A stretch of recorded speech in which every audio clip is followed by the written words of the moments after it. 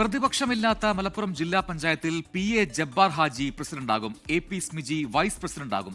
മുസ്ലിം ലീഗ് സംസ്ഥാന അധ്യക്ഷൻ പാണക്കാട് സാദിഖ് അലി ശിഹാബ് തങ്ങളാണ് പ്രഖ്യാപനം നടത്തിയത്.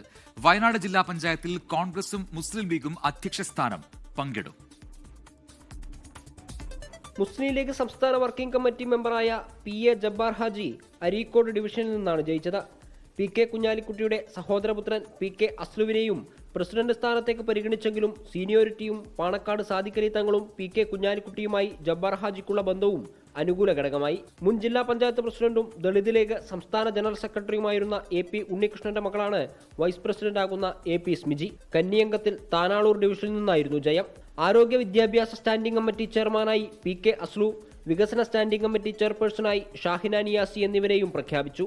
വെട്ടം ആലിക്കോയാണ് പാർലമെന്ററി പാർട്ടി ലീഡർ. വയനാട്ടിൽ മുൻ കൽപ്പറ്റ ബ്ലോക്ക് പഞ്ചായത്ത് പ്രസിഡന്റ് ചന്ദ്രിക കൃഷ്ണൻ വയനാട് ജില്ലാ പഞ്ചായത്ത് പ്രസിഡന്റാകും.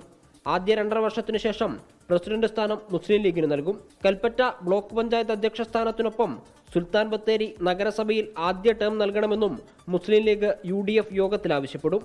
24 മലപ്പുറം, വയനാട്. ലോകത്തെവിടെയായാലും ഏത് സമയത്തും 24 വാർത്തകളും ഓഗ്മെന്റഡ് റിയാലിറ്റി പാക്കേജുകളും എക്സ്പ്ലെയിനറുകളും വിശദമായി കാണാൻ ഞങ്ങളുടെ YouTube ചാനൽ നിങ്ങൾക്ക് സബ്സ്ക്രൈബ് ചെയ്യാം.